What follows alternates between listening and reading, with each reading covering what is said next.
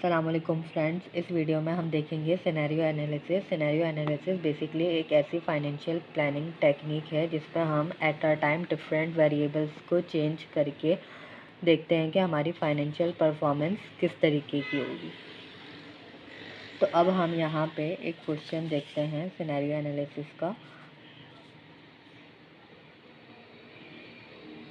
Shaw Industries considering a proposed project for its capital budget. The company estimates the project NPV is 12 million.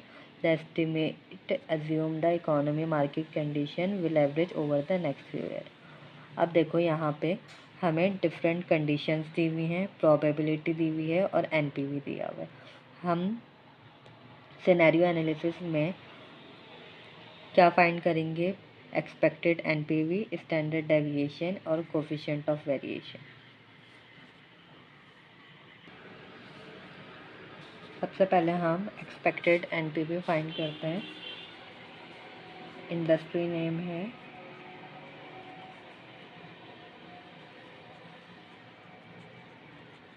Shao industries.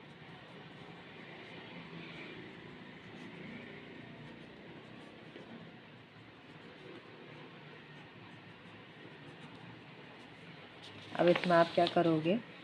Probability हमारे पास सबसे पहली condition की है 0.1 और जो NPV है वो -60 मिलियन है। तो हम क्या करेंगे? -60 मल्टीप्लाई बाय प्रोबेबिलिटी से मल्टीप्लाई कर देंगे। फिर नेक्स्ट कंडीशन लिखेंगे 0.15 और इसकी एनपीवी है -25 मल्टीप्लाई बाय प्रोबेबिलिटी है 0.15। फिर उसके बाद है 0.5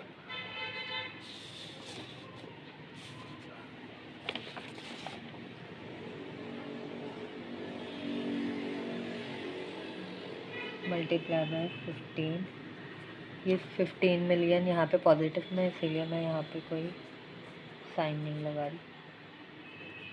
फिर है 0.2 multiply by 25 plus 0.05 multiply by $32 million.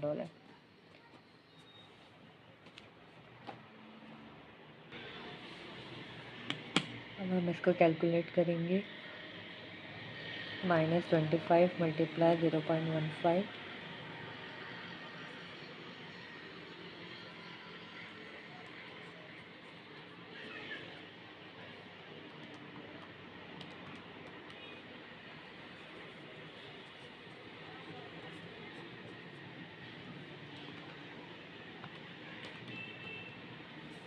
then 5 0.05 multiplied by 32 1.6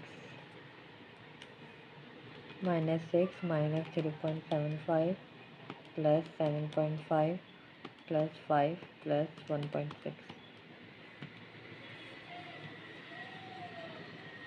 4.35 million expected NPV।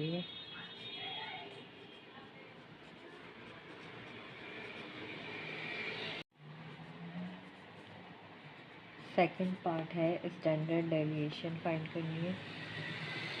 अब आप स्टैंडर्ड डेविएशन कैसे फाइंड करोगे? Equal to summation x minus x mean divided by n। अब क्वेश्चन में आप देखो हमारे पास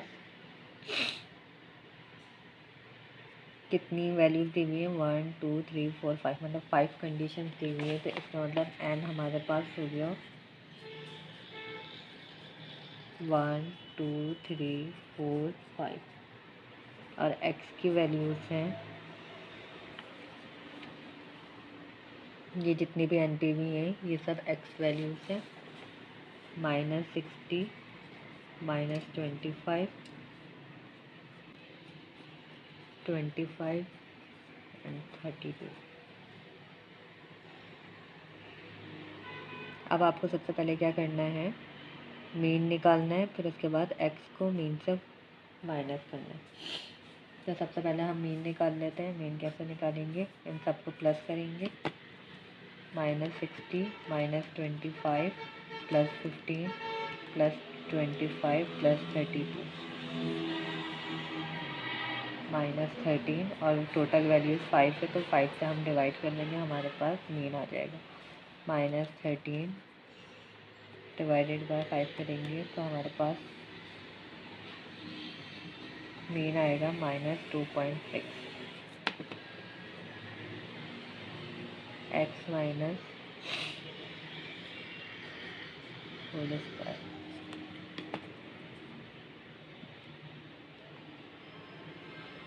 -60 माइनस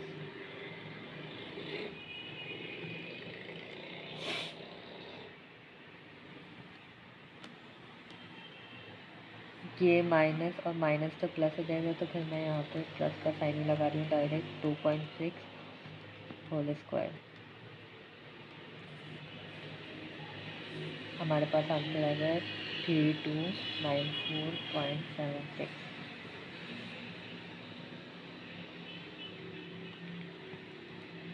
25,501.76, 309.76, 761.76, 1197.16। अब हमने क्या किया है, एक्स को मीन से माइनस किया और इसका होल स्क्वायर था, होल स्क्वायर लगा दिया। अब हम इसका सम करेंगे इन सब का। जब हम इन सब का सम करेंगे तो हमारे पास आंसर आएगा 6065.2। अब हमें क्या करना है,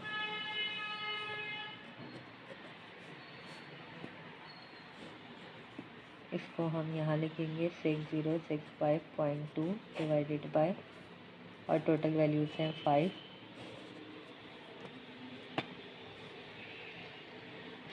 √6065.2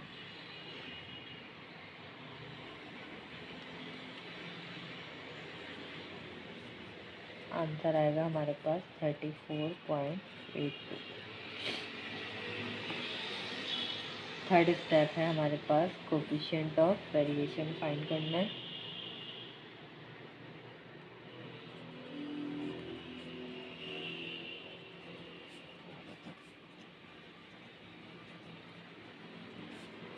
standard deviation divided by mean. Standard deviation हमारे पास है 34.82, मीन हमारे पास है -2.6। इसका आंसर आएगा -13.39। अब यहाँ पर आप देखो, स्टैंडर्ड डेविएशन हमें क्या शो करता है कि how much the actual return worry from the average return.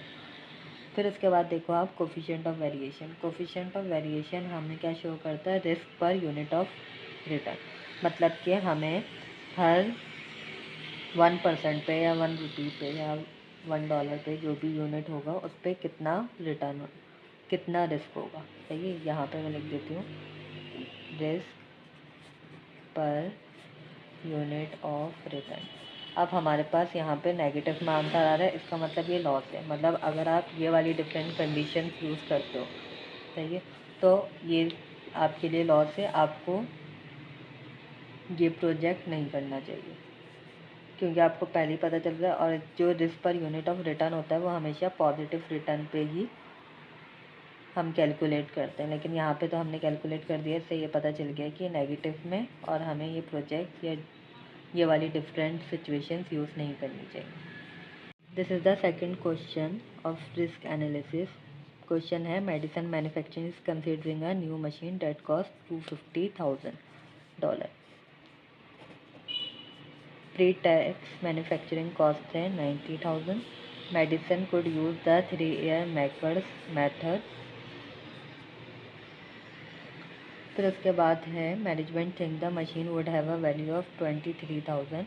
मतलब कि ये इसकी सेल्वेज वैल्यू हो गई। 5 years ऑपरेटिंग लाइफ है इसकी। द एप्लीकेबल डेप्रिसिएशन रेट दिए हुए हैं वर्किंग कैपिटल इंक्रीज 25,000 और 5 ईयर कंप्लीट होने के बाद ये जो 25,000 थे ये रिकवर हो गए थे। टैक्स रेट हमें दिया हुआ है 40% और वेग दिया है 10%। अब हमें यहाँ डिफरेंट कंडीशंस दी हुई हैं, वर्स्ट केस, बेस केस और बेस्ट केस। अब ये जो हमें सारा डेटा गिवन है ये बेस केस का है, सही है। ये हमें जो डेप्रिसिएशन के रेट यूज़ करने ये भी बेस केस के हैं। तो सबसे पहले हम क्या करेंगे, बेस केस फाइंड करेंगे, इसकी वैल्यू देखेंगे और हमें यहाँ पे एन एक्सपेक्टेड एनपीवी फाइंड करना है, स्टैंडर्ड डेविएशन और कोफिशिएंट ऑफ वेरिएशन। अब यहाँ पे आप क्वेश्चन में देखो, जो हमें अगर हम बेस केस देखें तो सेल्वेज वैल्यू 23,000 दी हुई है, यहाँ पे भी 23,000 है। 5 ईयर्स ऑपरेटिंग लाइफ है और वर्किंग कैपिटल 25,000 दिया हुआ है, यहाँ पे भी 25,000 दिया हुआ है। कॉस्ट सेविंग 90,000 थी और यहाँ पे भी हमें 90,000 दी हुई है। तो इसका मतलब ये जो सारा डेटा है ये बेस केस का है, सही है, क्योंकि दोनों ही सेम है। तो हम सबसे पहले बेस केस सॉल्व करेंगे।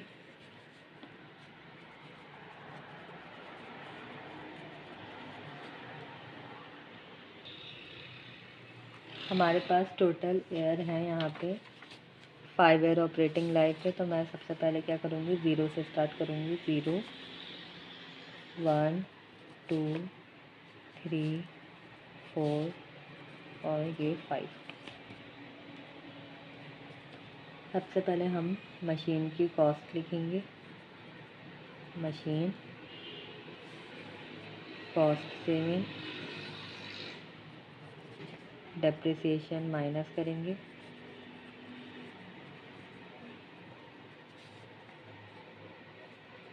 इनकम बिफोर टैक्स, फिर उसके बाद इसमें से हम टैक्स माइनस कर देंगे। 40% हमें गिवन है टैक्स रेट। फिर उसके बाद हमारे पास आ जाएगा net operating profit after tax. Depreciation को अगेन हम प्लस कर देंगे,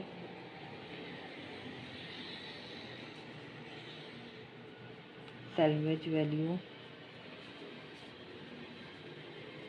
आफ्टर टैक्स आएगी यहाँ पे,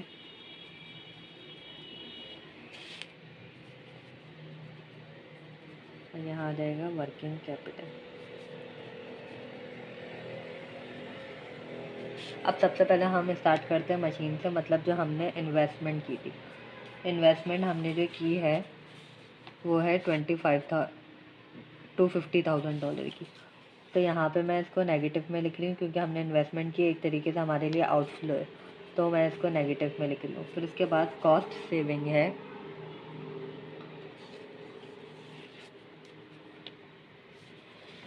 अगर बेस केस में भी हम देखें तो कॉस्ट सेविंग इधर 90,000 लिखी है और यहाँ भी 90,000 है। तो मैं यहाँ पे लिख रही हूँ ईयर 1 में 90,000। अब मैं ईयर 1 में क्यों लिख रही हूँ, क्योंकि जब हम 1 ईयर पूरा कंप्लीट कर लेते हैं तो जब भी कॉस्ट सेविंग होती है, क्योंकि इनिशियली तो कॉस्ट सेविंग नहीं हो सकती। तो इधर इसीलिए यहाँ पे मैंने 90,000 लिखा और हर ईयर के लिए 90,000 है।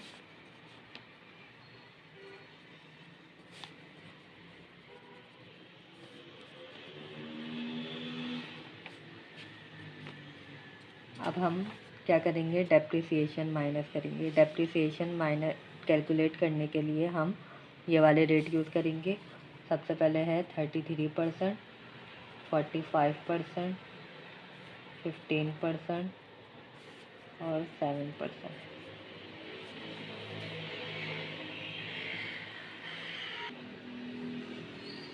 अब यहाँ मैंने जितनी भी डेप्रिसिएशन थी उन सबको कैलकुलेट करके इस रेट पे लिख दिया, सही है। 250,000 का 33% लिया, फिर 45%, 15% और 7%।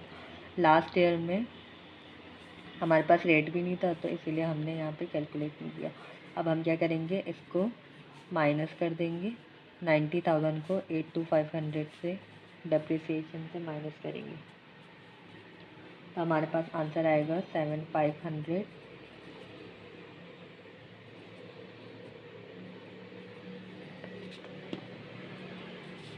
90,000 को माइनस करेंगे 112,500 से, तो हमारे पास नेगेटिव में आंसर आएगा -2500, 52500, 72500 और यहाँ पे एज इट इज़ हम 90,000 लिख देंगे। फिर इसके बाद टैक्स डिडक्ट करेंगे 40%, 7500 का 40% लेंगे 3000 आएगा।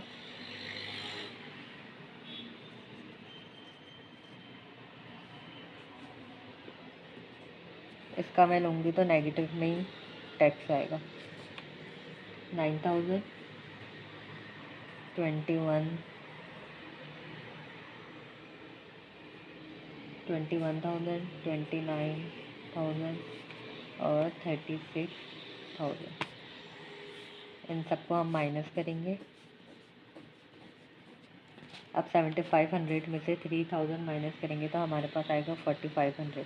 अब यहाँ देखो, टैक्स तो ऑलरेडी हमारे पास माइनस में ही होता है, सही है, हम माइनस करते हैं, लेकिन जो हमारे पास आंसर आया है वो भी नेगेटिव में था। इसका मतलब इसका माइनस और इसका माइनस प्लस हो जाएगा, माइनस माइनस प्लस, तो मैं लिखूँगी -22,500 टैक्स का माइनस, फिर मैं ब्रैकेट में इसका माइनस लिख रही हूँ 9000, तो मेरे पास आंसर आएगा -13,500।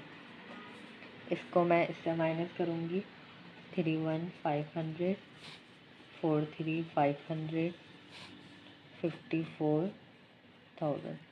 फिर उसके बाद डेप्रिसिएशन प्लस करना है। डेप्रिसिएशन हम क्यों प्लस करेंगे कि देखो, जब हम अगर मैं डेप्रिसिएशन यहाँ पे प्लस करती हूँ तो मेरे पास जो प्रॉफिट होगा या इनकम जो होगी वो कम आएगी। जितनी हमारे पास इनकम कम आती है उतना ही हम टैक्स कम लगता है, सही है, या टैक्स कम पे करते हैं। अब यहाँ पे मैं अगेन डेप्रिसिएशन इसीलिए प्लस कर रही हूँ कि माइनस प्लस तो माइनस हो जाएगा, इसका मतलब कि मैंने डेप्रिसिएशन यहाँ पे ऐड ही नहीं किया। टैक्स पे करने से पहले मैं ऐड कर रही हूँ, टैक्स पे करने के बाद मैं इसको वापस प्लस कर रही हूँ ताकि डेप्रिसिएशन ज़ीरो हो जाए यहाँ पे। तो यहाँ पे मैंने डेप्रिसिएशन कितना लिखा था, 82,500, 112,500, 37,500, 17,500। लास्ट में आती है सैल्वेज वैल्यू आफ्टर टैक्स। अब हमारे पास यहाँ पे बेस केस में जो सैल्वेज वैल्यू थी वो ये है 23,000। यहाँ पे भी हमारे पास 23,000 ही दी है, तो 23,000 का जो सैल्वेज वैल्यू होती है उस पर भी टैक्स लगता है। मतलब टैक्स लगने के बाद की जो वैल्यू होगी वो हम यहाँ पे लिखेंगे। तो 23,000 का अगर मैं 60% ले लूँ, 40% जो टैक्स था, टैक्स को हटा के मुझे वैल्यू लिखेंगे तो 60% की होगी। तो 23,000 का मैं 60% ले रही हूँ यहाँ पे 13,800। अब जो सैल्वेज वैल्यू होती है वो लास्ट ईयर में लिखते हैं हम, क्योंकि जब हम मशीन यूज़ कर लेते हैं तो लास्ट में जो इसकी वैल्यू बचती है यहाँ पे जो 13,800। फिर उसके बाद है वर्किंग कैपिटल। वर्किंग कैपिटल जो हमने यूज़ किया था वो है 25,000। तो यहाँ पे हमने 25,000 का वर्किंग कैपिटल लगाया था इनिशियल टाइम पे, तो 25,000 था। तो अब इन्होंने कहा है कि जब 5 ईयर कंप्लीट हो गए तो ये जो वर्किंग कैपिटल था वो रिकवर हो गया, तो मैं यहाँ पे इसको प्लस में लिख रही हूँ। अब हम क्या करेंगे, इन सबको कैलकुलेट करेंगे, इसको और इसको, मशीन और वर्किंग कैपिटल, इसको ऐड करूँगी तो आंसर आएगा 27,500 नेगेटिव में आएगा। ये है annual cash flow.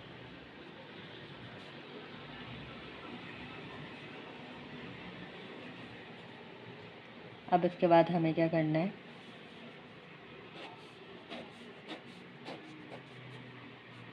Net operating profit after tax में डेप्रिसिएशन प्लस करूँगी 87,000 आंसर आएगा, माइनस प्लस माइनस हो जाएगा तो यहाँ पर आंसर आएगा 99,000।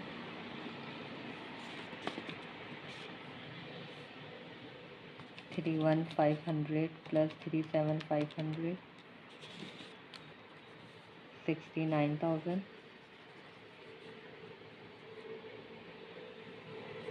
61,000 और इसको कैलकुलेट करूँगी तो आंसर आएगा 92,800। अब हमें नेक्स्ट स्टेप में क्या करना है, डिस्काउंटेड कैश फ्लो निकालना है। अब हम ये कैसे कैलकुलेट करेंगे, जो डिस्काउंटेड कैश फ्लो होता है वो हमेशा फर्स्ट ईयर से स्टार्ट होता है, मतलब इसका नहीं निकालेंगे, यहाँ से स्टार्ट करेंगे 87,000 से। अब इसको हम कैसे कैलकुलेट करेंगे, जो 87,000 है इसको डिवाइड करेंगे 1 प्लस वेक वैल्यू दी हुई है हमारे पास 10%।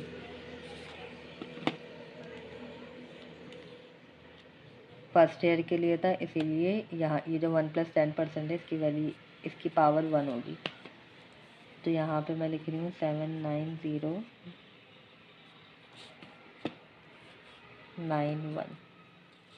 इसी तरीके से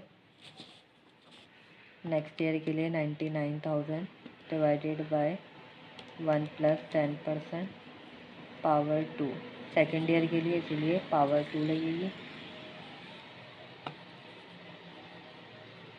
81,818।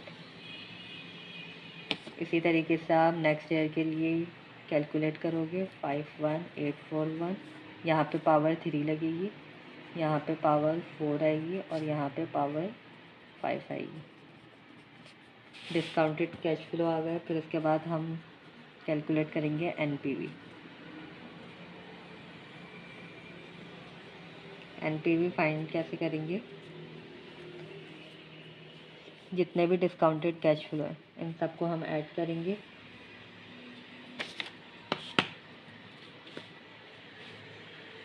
Seven 9091 plus 81,818 plus 51,841 plus 41,664 plus 57,621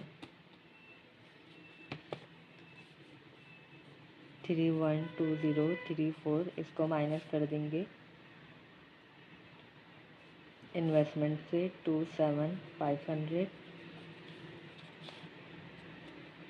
तो हमारे पास आंसर आएगा यहाँ पे 37035। प्रोबेबिलिटी हमें गिवन है, बेस केस की प्रोबेबिलिटी है 0.35।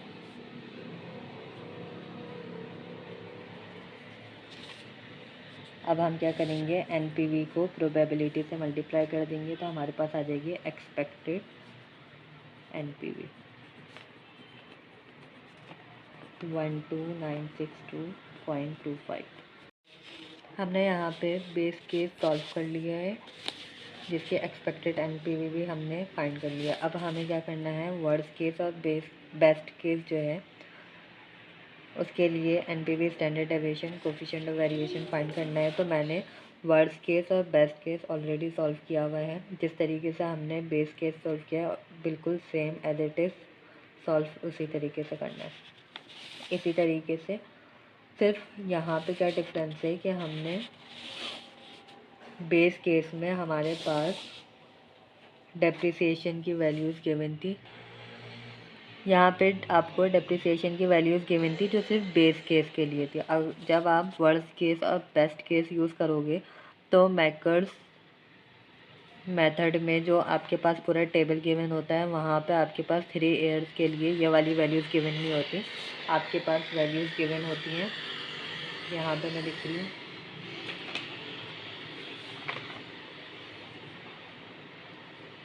3 ईयर्स के लिए होती है 33.33%, सेकेंड है 44.45%, थर्ड है 14.81% और फोर्थ वन है 7.41%। तो ये आपको बेस्ट केस और वर्स्ट केस के लिए डेप्रिसिएशन की जो रेट है वो ये वाले यूज़ करने हैं।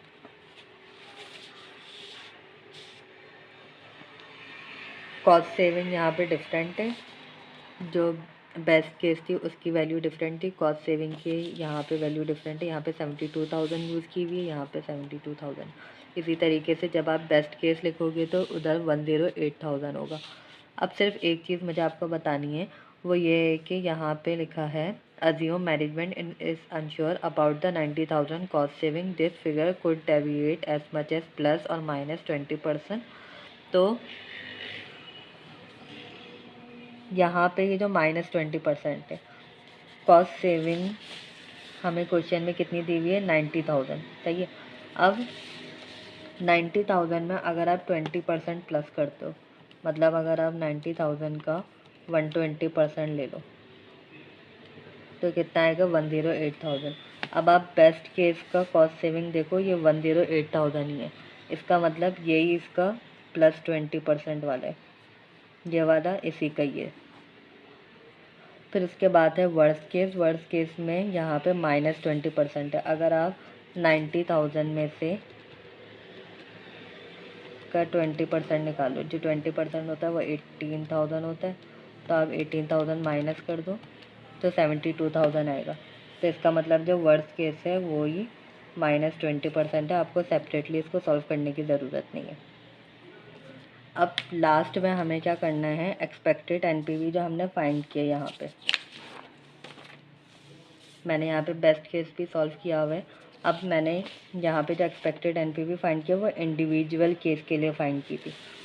अब हम कलेक्टिवली तीनों के लिए फाइंड करेंगे, और किस तरीके से करेंगे,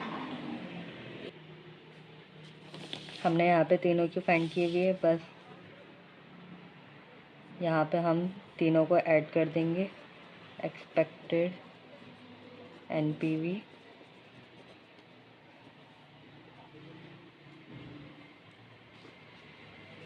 बेस केस की जो एक्सपेक्टेड एनपीवी है वो है 1296। नहीं, सबसे पहले हम वर्स्ट केस की लिखेंगे, क्योंकि यहाँ पे वर्स्ट केस का ही दिया हुआ था। तो वर्स्ट केस की थी 2465.3 नेगेटिव में। फिर उसके बाद प्लस करेंगे एक्सपेक्टेड एनपीवी बेस केस की है 12962.25, और बेस्ट केस की है 24488 -2465.3 प्लस 12962.25 प्लस 24488। तो यहाँ पे मेरे पास एक्सपेक्टेड एनपीवी आ जाएगी 34,984.95। इसके बाद हमें स्टैंडर्ड डेविएशन फाइंड करना है। स्टैंडर्ड डेविएशन हम कैसे फाइंड करेंगे,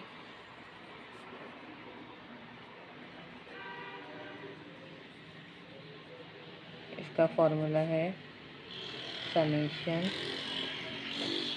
x minus X mean whole square divided by n। तो हमारे पास जो n है वो कितनी है, 3 है, मतलब यहाँ पे हमारे पास 3 वैल्यूज़ है, तो 1 2 3 ये हमारे पास n आ जाएगा। फिर उसके बाद x जो है वो हम जो हमारे पास एनपीवी है, यहाँ पे ये एनपीवी वो हम x कंसीडर करेंगे। तो एनपीवी है हमारे पास, सबसे पहले बेस्ट वर्स्ट की लिख रही हूँ -2465.3। फिर उसके बाद बेस केस की लिख रही हूँ 129637035। फिर उसके बाद बेस्ट की है 81626। अब मैं क्या करूँगी, इसका मीन निकालूंगी। -2465.3 plus 37035 plus 81625। इसका मैंने टोटल किया 116,194.7 और डिवाइड कर दूँगी 3 से। मीन निकालना है हमें, तो आंसर आएगा हमारे पास 38731। अब हम क्या करेंगे, x को मीन से माइनस कर देंगे और होल स्क्वायर होगा। फिर आप क्या करोगे, एक्स में से मीन माइनस करोगे होल स्क्वायर तो आपके पास ये आंसर आएगा और इन सब का आप टोटल निकालोगे। टोटल निकालने के बाद X minus X whole square की जगह आप ये टोटल लिखोगे और डिवाइड कर दोगे नंबर ऑफ़ वैल्यूज़ से, मतलब 3 से डिवाइड कर दोगे तो आपके पास आंसर आएगा 26467। कोफिशिएंट ऑफ वेरिएशन फाइंड करने के लिए स्टैंडर्ड डेविएशन को डिवाइड करोगे आप मीन से तो आपके पास आंसर आएगा 0.68। That's it.